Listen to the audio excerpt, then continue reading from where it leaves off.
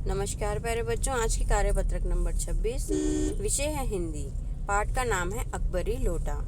जैसे कि बच्चों, आज हम इस पाठ के भाग 3 की तरफ बढ़ रहे हैं। लाला को काटो तो बदन में खून नहीं, ऐसी चलती हुई गली में ऊंचे मंजिले से भरे हुए लोटे का गिरना हंसी खेल नहीं। यह लोटा न जाने किस अनाधिकारी के झोपड़े पर काशीवास का संदेश लेकर पहुंचेगा। कुछ हुआ भी ऐसा ही।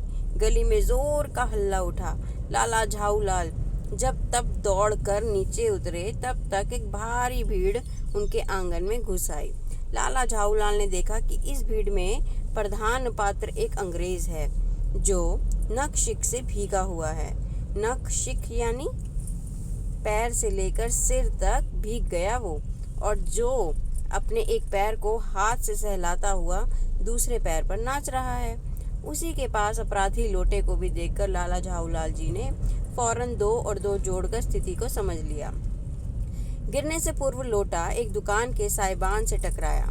वहां टकराकर उस दुकान पर खड़े उस अंग्रेज को उसने सांगोपांग स्नान कराया और फिर उसी के बूट पर आ गिरा।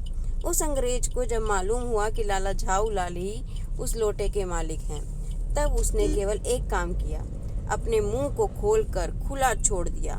लाला झाऊलाल को आज ही यह मालूम हुआ कि अंग्रेजी भाषा में गालियों का ऐसा प्रकांड कोश है। इसी समय पंडित बिलवासी मिश्र भीड़ को चीरते हुए आंगन में आते दिखाई पड़े।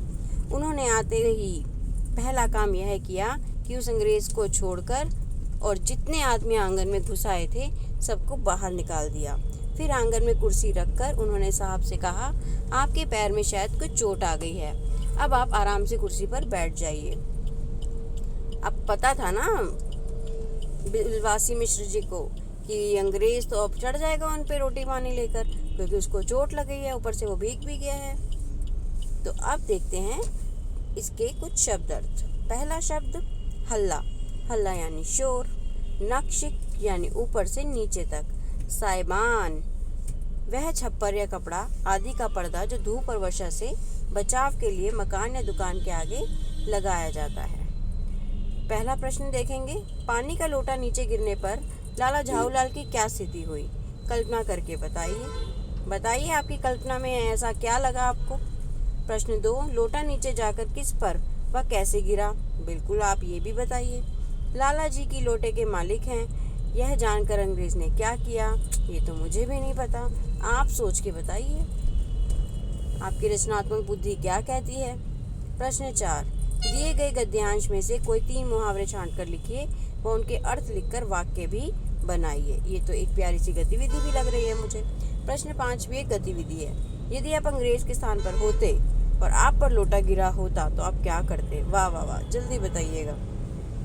आखिर में कोविड के संदर्भ में उचित व्यवहार संबंधी कैब संदेश।